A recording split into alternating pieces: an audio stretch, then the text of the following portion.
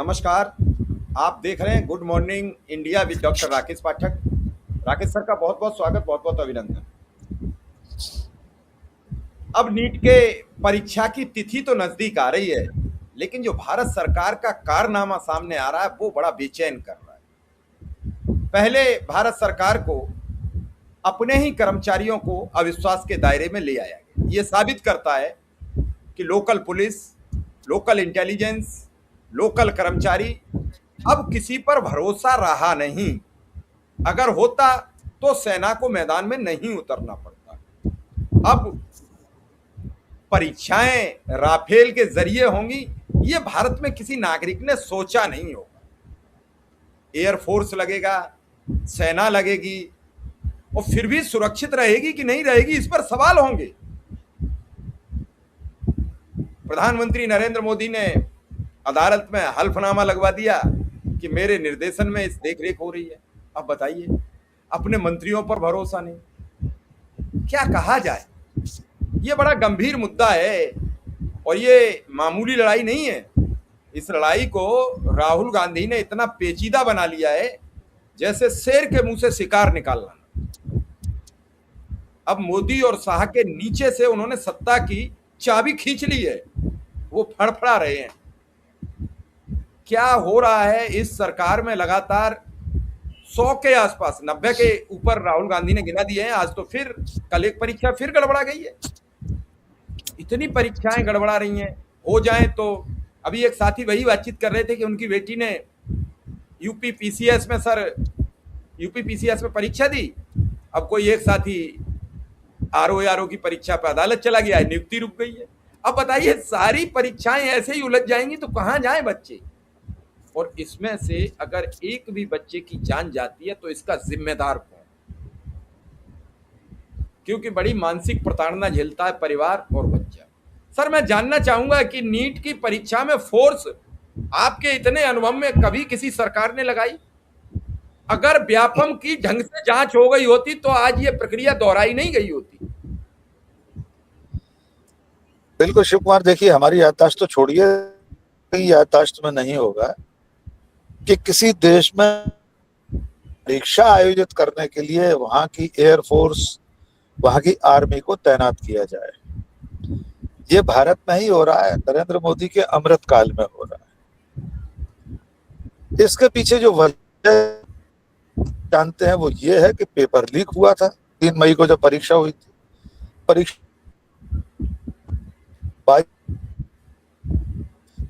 दी थी, paper leak होने और परीक्षा रद्द होने के बाद से 14 विद्यार्थी,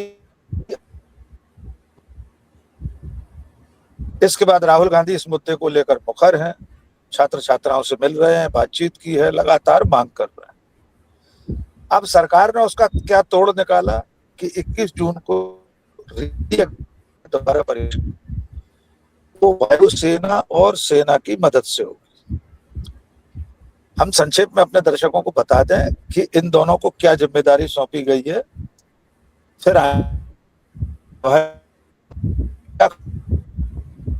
वायुसेना को जिम्मेदारी दी गई है पेपर तैयार करने से लेकर शाम के सेंटर्स तक पहुंचाने।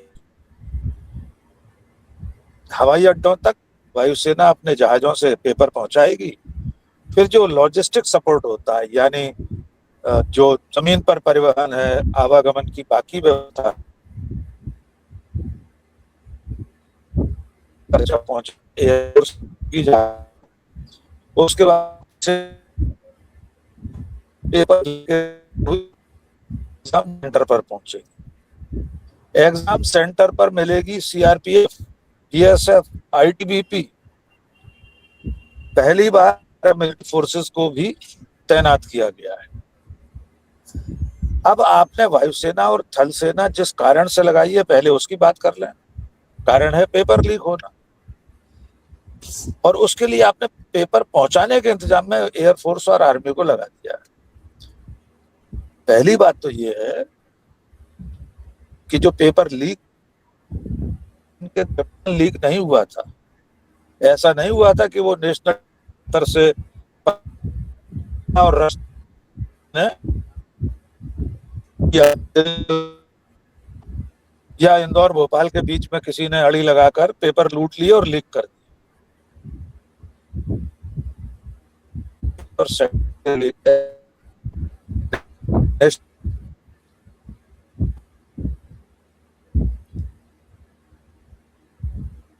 तो मेरी ये थी कि सिस्टम में पकड़ा जाए कि पेपर बजाय उसको लगाने। अब इसके व्यवहारिक पहलू पर आए, उससे पहले हमारे दर्शक जान लें कि देश भर में परीक्षा कितने केंद्रों पर होती है और विदेशों तक में होती है। शिव कुमार, हमारे देश में बहुत सारे लोग शायद ये नहीं जानते होंगे कि भारत की नीट परीक्षा दुनिया के 14 देशों में भी होती है। यही जिस दिन यहाँ पेपर होता है उसी दिन दुनिया के 14 देशों में होता है। संयुक्त अरब अमीरात, बहरीन, सऊदी अरब, ओमान, थाईलैंड, सिंगापुर, ये ऐसे 14 देश हैं जहां पर नीट की परीक्षा होती है। भारत में 551 शहरों में 5000 एग्जामिनेशन सेंटर बनाए जाते हैं जहां परीक्षा होती है। अब आते हैं इस पहलू पर कि ये जो वायुसेना के जहाज उड़ेंगे ये पर्चे कहां तक पहुंचाएंगे, देश में कितने विमानतल हैं। आज की तारीख में जब हम आपसे बात कर रहे हैं, देश में कुल 164 ऑपरेशनल एयरपोर्ट्स, परीक्षा होनी है 551 शहरों, सिर्फ 164 हवाई अड्डे ऐसे हैं जहां पर ऑपरेशन है, जहां से उड़ाने, टेक ऑफ और लैंडिंग होती है। अब वायुसेना के हवाई अड्डे भी गिन लीजिए। वायुसेना के पास 64 विमानतल है, उनकी हवाई पट्टियां और एयरपोर्ट्स उनके गिन लीजिए। 541 शहरों के आसपास क्या 164 हवाई अड्डों से पर्चा पहुंचाया जा सकता है? पॉइंट नंबर 3, इन 164 हवाई अड्डों में कई ऐसे शहरों में होंगे जिनके आसपास नीट की परीक्षा का कोई केंद्र ही नहीं होगा। वायुसेना के जो 64 अड्डे हैं उनमें से भी कई ऐसे होंगे जिनके आसपास 200-400 किलोमीटर तक नीट एग्जाम का कोई सेंटर ही नहीं होगा। चौथा पहलू इसका है, जो विदेश में सेंटर है, कि भारत की वायुसेना के विमान पर्चा पहुंचाने के लिए 14 देशों की उड़ान भरेंगे। इसके लिए किस तरह के इंतजाम चाहिए।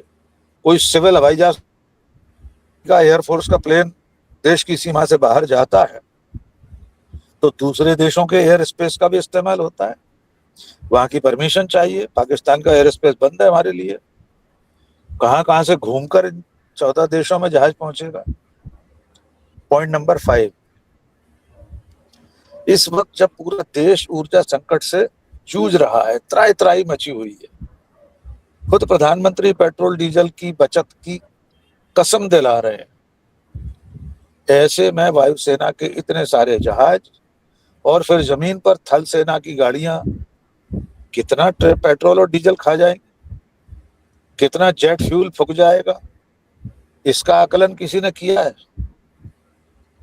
बिना सोचे समझे सरकार ने अपनी नाकामी छुपाने के लिए अब सेना को और वायुसेना को आगे कर दिया है। अब शिव कुमार, इसके पीछे मंशा भी समझ लीजिए। मान लीजिए खुदा न ख्वास्ता कल फिर पेपर लीक हो गया 21 जून की परीक्षा का, जो कि तब पेपर लीक हुआ, उस समय अगर शिव कुमार मिश्रा, डॉक्टर राकेश, राहुल गांधी ने कोई सिखाया, पूरा कुनबा हम सबको देशद्रोही ठहरा देगा।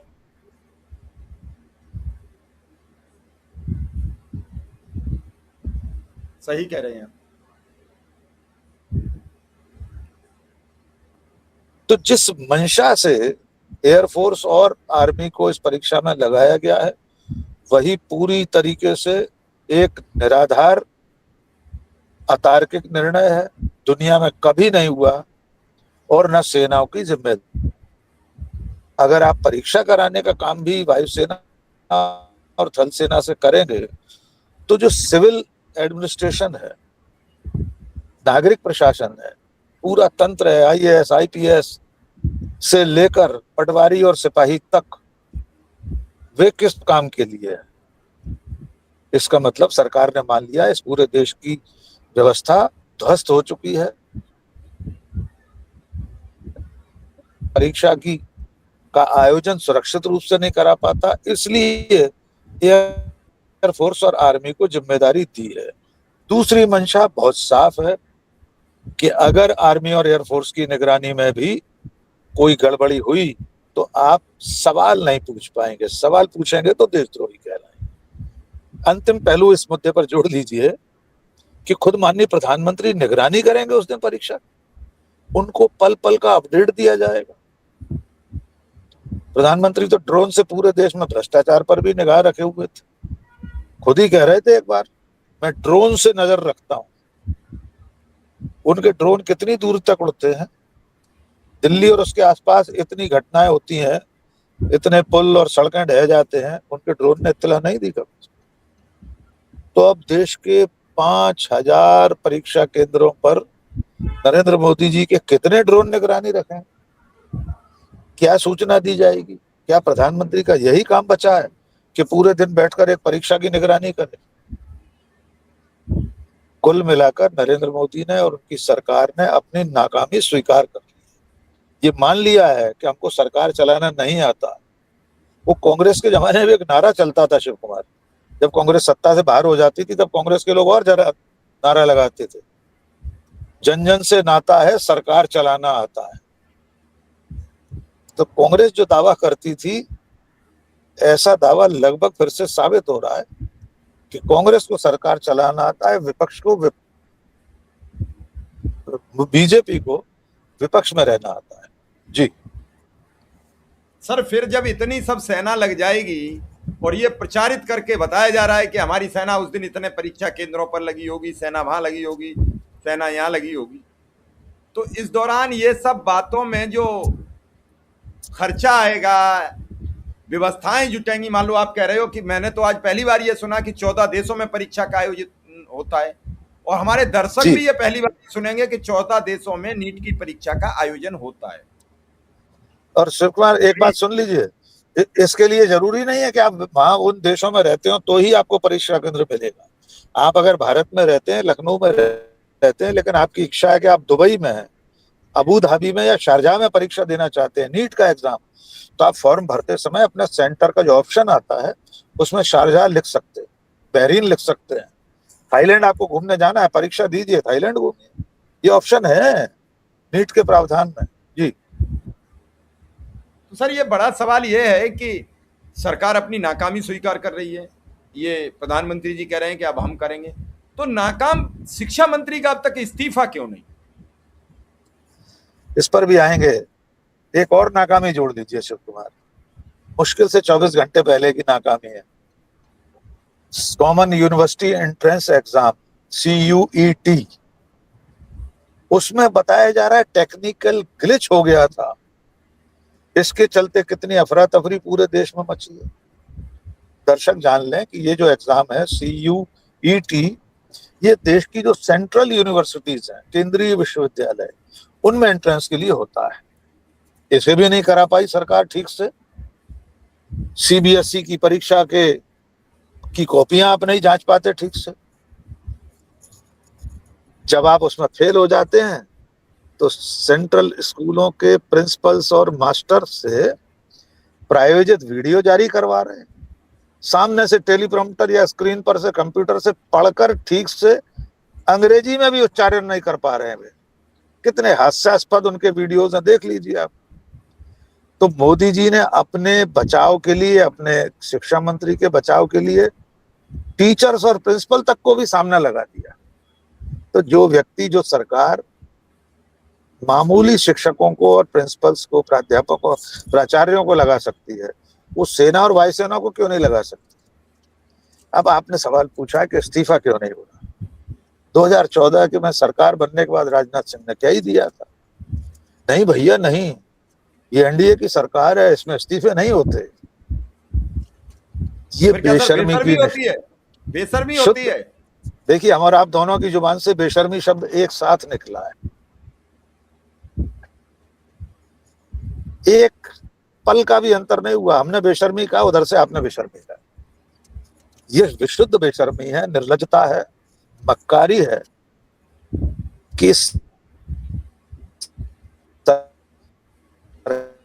सरकार में किसी चीज की कोई जिम्मेदारी। एक और चीज, नीट परीक्षा को लेकर सुप्रीम कोर्ट में युगल पीठ में मामला चल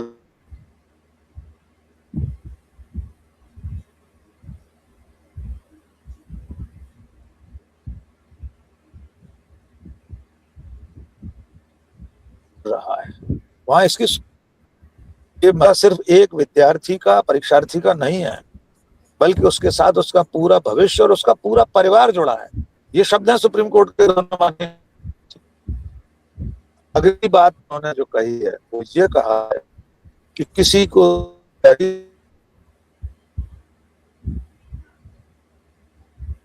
लीक होते रहे, भविष्य अंधकार में चला जाए। अब सॉलिसिटर जनरल तुषार मेहता ने यह कहा कि माननीय प्रधानमंत्री जी बहुत चिंतित हैं, वे व्यक्तिगत रूप से इसकी निगरानी कर रहे हैं, परीक्षा के दिन तक निगरानी करेंगे। देश के सॉलिसिटर जनरल का सुप्रीम कोर्ट में दिया गया बयान। धर्मेंद्र प्रधान क्या कर रहे हैं? उनसे पूछे गए सवालों के जवाब देने के बजाय वे राहुल गांधी पर राहुल गांधी ने कहा मुझे कोस लीजिए, कोई फर्क नहीं पड़ेगा, लेकिन इतना तो बता दीजिए कि जिस कंपनी को ये जो ऑन स्क्रीन मार्किंग का ठेका दिया था, उसे ठेका क्यों दिया था, उसमें जितनी गड़बड़ियां थी उसका जवाब दे दीजिए और उससे पहले इस्तीफा दीजिए। लेकिन गांधी को गाली देने में लगे। पार्टी का पूरा सोशल मीडिया तंत्र इसमें साजिश ढूंढ रहा है। लेकिन जैसा कि आपने शुरू में कहा कि अब नरेंद्र मोदी के हाथ से तमाम तरीके के धागे छूटते जा रहे हैं और इसमें सरकारी एजेंसियों का छूटना एक बड़ा कारण। देखिए अब ईडी, सीबीआई, एनआईए जब भी कोई कार्रवाई करती है, देश के लोग सवाल पूछने लगे। इसलिए अब इन एजेंसियों के बजाय सरकार सेना के पास चली गई कि अब आप क्या करें। अब राहुल गांधी अगर परीक्षा को लेकर कुछ कहेंगे, 21 जून की बात, 21 जून को परीक्षा होने के बाद कोई गड़बड़ी हुई, पर्चा लीक हुआ या कुछ भी, कोई अराजकता हुई, तो राहुल गांधी देशद्रोही कहलाएंगे। फिर कहा जाएगा सेना का अपमान कर रहे हैं राहुल गांधी। फिर एक केस रजिस्टर हो जाएगा राहुल गांधी के खिलाफ कि राहुल ने कहा कि सेना भी ठीक से परीक्षा नहीं करा पाई। तो ये सरकार पूरी तरह बौखलाई हुई है। उसे अपनी विफलताओं को छुपाने के लिए चिंदी नहीं मिल रही है, इसलिए वो लाज बचाने के लिए कभी स्कूल के प्रिंसिपल और टीचर्स को सामने ला रही है, कभी वायुसेना को, कभी थल सेना। जी सर, किसी को ले आओ, सवाल ये नहीं है। सवाल ये है कि ऑपरेशन या एयर स्ट्राइक होती है तो प्रधानमंत्री जी जाके बैठ जाते हैं, कोई घटना होती है तो प्रधानमंत्री जी का ही वक्तव्य आता है। आपको याद होगा कुंभ में हादसा हुआ, उत्तर प्रदेश के मुख्यमंत्री जी नहीं बता रहे थे तो मुख्यमंत्री के खिलाफ स्टेटमेंट अपने ही के देने लगे कि जिन लोगों को हताहत हुआ है, जिनकी जान गई है, उनके प्रति हम शोक श्रद्धांजलि। मुख्यमंत्री 2 बजे तक कह रहे थे कोई हादसा नहीं हुआ है, कोई नहीं मरा। प्रधानमंत्री को आना पड़ा। और भी कई घटनाएं हैं जब प्रधानमंत्री जी को सामने आना पड़ता है, खुद जवाबदेही तय करनी पड़ती है। पाकिस्तान का मामला रहा तो प्रधानमंत्री जी को सामने आना पड़ा। परीक्षा पे सामने आ गए। चुनाव में सबसे आगे रहते हैं, अग्रिम पंक्ति में खड़े होते हैं कि ये जो दीदी, ये भैया, ये परिवारवाद, ये खानदानी डकैत। फिर देश में ये 60 आदमी का जो कुनबा बनाया हुआ है, उनमें चलो अमित शाह को छोड़ दो, तो ये 58 का कुनबा काय के लिए पाला गया है? इनको 58 आवास अलॉटमेंट हैं, 58 पीए अलॉटमेंट होंगे, 58 को सुरक्षा व्यवस्था, कोई 22 रेडी है, कोई जेट्स रेडी है। तो ये क्यों दिया जा रहा, खर्चा भारत पर लादा जा रहा जब कोई कुछ काबिल ही नहीं है? और सारी जिम्मेदारी खुद ले लेते हो। सारी जिम्मेदारी क्या निर्वहन कर पाओगे? अभी तो पेपर लीक, अब पेपर लीक में आपने अभी नया पैच फंसा दिया कि अब सवाल करेगा वो देशद्रोही हो जाएगा, क्योंकि सेना पे सवाल उठा रहा है। और सेना कैसे करा पाएगी? अभी आपने कहा कि कई खामियां हैं उसमें, हवाई अड्डे से कई सेंटर दूर होंगे, कै दिन पहले पेपर जाएगा, कितने दिन सेना निगरानी, ये भी ईवीएम हो गई, या फिर इसमें कोई भीतर भीतर कोई रहस्य है? देखिए, कुछ ना कुछ तो ऐसा चल रहा है सरकार के भीतर जो समझ में नहीं आ रहा। श्रेय लेने तक तो नरेंद्र मोदी रहते हैं आगे। आपने सही कहा, अगर किसी चीज का श्रेय लेना हो, सर्जिकल स्ट्राइक का, ऑपरेशन सिंदूर और कोई बड़ी, लेकिन जब कोविड काल में लोग मर रहे होते हैं तब नरेंद्र मोदी कोई जिम्मेदारी नहीं लेते। ऑक्सीजन के अभाव में लोग तिल तिल करके मर गए, मोदी ने और सरकार ने कोई जिम्मेदारी नहीं दी।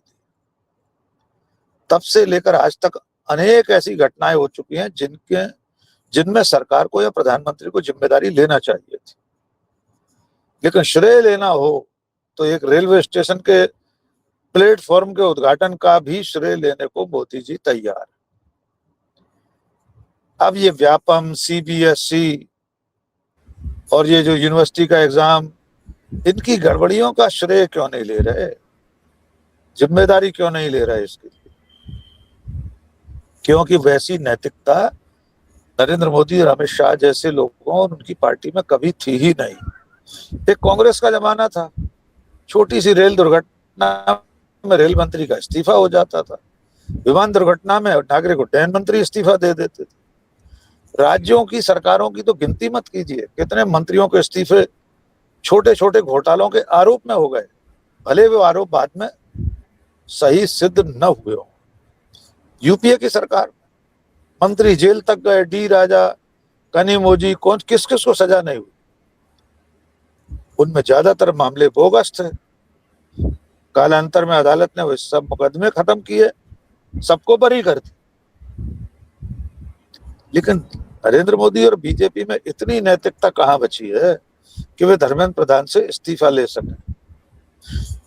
क्योंकि एक और खतरा है, बीजेपी में जब तक लोग दबे और डरे हुए हैं तब तक तो ठीक है। किसी दिन मोदी जी ने किसी से इस्तीफा मांगा और उसने खड़े होकर 12 साल की नाकामियां गिना दी और तारीखों के साथ अगर उसने ये बता दिया किसी बीजेपी नेता कि सर आपके कार्यकाल में तो इतना सब हुआ है, पुलवामा हुआ है, पठानकोट हुआ है, उड़ी हुआ है, पठानकोट हमला हुआ है, आप कब नैतिकता के आधार पर त्याग पत्र देंगे, जिम्मेदारी कब लेंगे?